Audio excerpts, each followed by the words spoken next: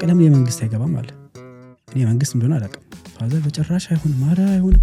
ፋዘር እንደዚህ ያለበት የመንግስት ስለሆነ ብቻ ሳይሆን እዛ ሲሄድ እንደምንደነግጥ ገብቶታል መሰለኝ። ለምን የግል ነበር ማረው፣ የግል ሳውዲ ነበር ማለት አሁን የመንግስት ኢትዮጵያ ለማር ነው። ለምን የመንግስት የሳውዲም ማሻአላ አሪፍ ነው። ከዛ እኔ ብድግ አልኩኝና ተነሳው አጋጣሚ በቃ ና ልውሰድህ አለኝ። እሺ አልኩት። መሄድ ጀመርኩኝ። ከዛ ቅርብ ነው እዚህ ነው አለኝ። ለካስ ለኢትዮጵያ ህዝብ ቅርብ ነው ማለት የሆነ አንድ ሰዓት መከን ለኔ ቅርብ ነው ማለት በቃ እንደዚህ ማየት አለብኝ። ሄድኩኝ ልደርስ አልቻልኩም። በቃ ላይ ጉዞ ሆነ፣ በቃ ትሪፕ ሆነ፣ በቃ እንደ ሃይኪንግ ነገር ነው። የት ኮንስሉት ሳጋ ይታያል አለኝ።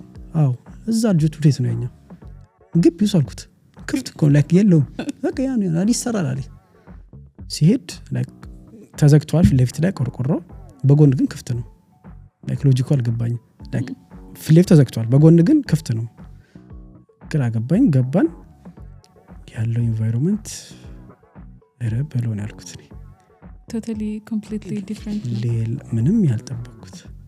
በቃ ላይክ ሜዳው ጭቃ ነው፣ አፈር ነው፣ ልጆች በቃ የሚጫወት ራሱ እኔ ግራ ገባኝ።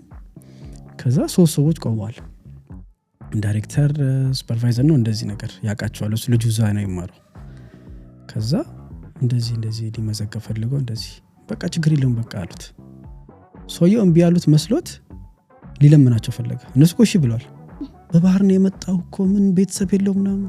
እኔ መያዝ ጀመርኩኝ። በቃ እሺ ብለዋል፣ በቃ ዝም ብለው ፈልገዋል። በአረብኛ ነው خلاص ስለዋለው በባህር ነው የመጣው ቤተሰብ የለው ምናምን በቃ ሊያሳምናቸው እነሱ ጋሽ ኧረ እሺ ችግር የለውም አሉት።